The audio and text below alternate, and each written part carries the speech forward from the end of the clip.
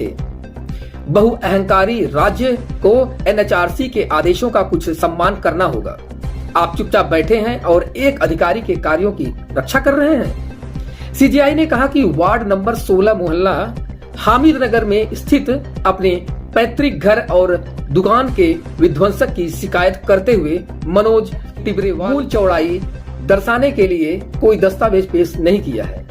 दूसरा यह कि साबित करने के लिए कोई भौतिक दस्तावेज नहीं है कि अतिक्रमणों को चिन्हित करने के लिए कोई जांच की गई। इस मामले में स्वतः संज्ञान लिया गया था, जिस पर सुप्रीम कोर्ट सुनवाई कर रही थी। सुप्रीम कोर्ट ने कहा है कि यूपी सरकार ने जिसका घर तोड़ा है उसे 25 लाख रुपए का मुआवजा दे। सीजेआई डीवाई चंद्रचूड़ ने कहा कि आप कहते हैं कि वह 3.7 वर्ग मीटर का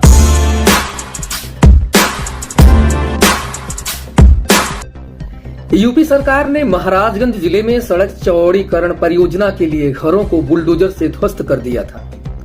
बुलडोजर एक्शन को सुप्रीम कोर्ट ने अराजक बताया है। उसने अपने आदेश में कहा कि इस मामले में जांच करने की जरूरत है। यह पूरी तरह से मनमानी है। उचित प्रक्रिया का पालन कहां किया गया है? सुप्रीम कोर्ट ने बुधवार को उत्तर प्रदेश सरकार को बुलडोजर एक्शन पर फटकार लगाई है। दरअसल मामला यूपी के महाराजगंज जिले का है, जहां सड़क चौड़ीकरण प्रोजेक्ट के लिए घरों को बुलडोजर के जरिए ध्वस्त किया गया था।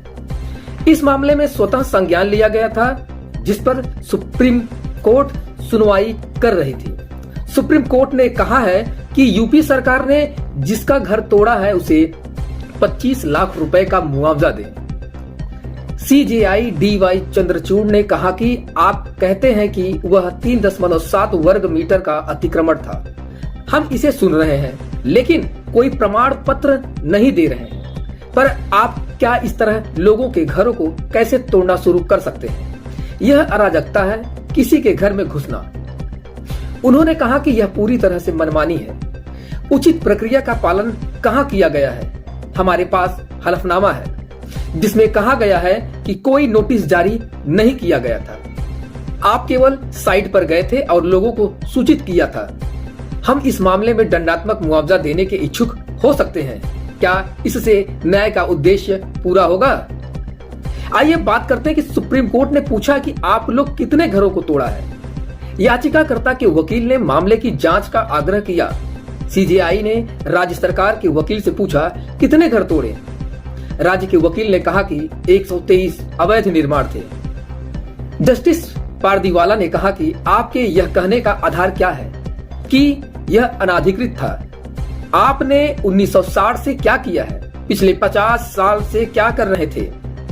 बहुअहंकारी राज्य को एनएचआरसी के आदेशों का कुछ सम्मान करना होगा। आप चुपचाप बैठे हैं और एक अधिकारी के कार्यों की रक्षा कर रहे हैं। सीजेआई ने कहा कि वार्ड नंबर 16 मोहल्ला हामिदनगर में स्थित अपने पैतृक घर और दुकान के विध्वंसक की शिकायत करते हुए मनोज टिब्रेवाल द्वारा संबोधित पत्र पर स्वतः संज्ञान लिया गया था। रीट याचिका पर नोटिस जारी किया गया था।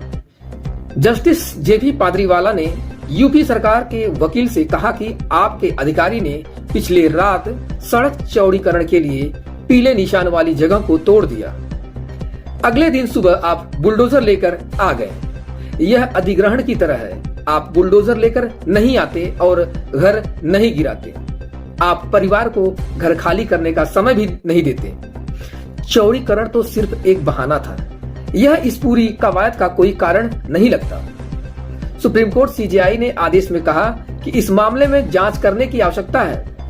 यूपी राज्य ने एनएच की मूल चौड़ाई दर्शाने के लिए कोई दस्तावेज पेश नहीं किया है।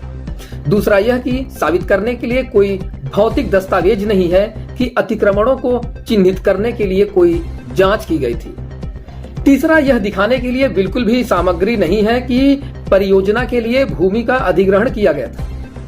राज्य सरकार अतिक्रमण की सटीक सीमा का खुलासा करने में विफल रहा है।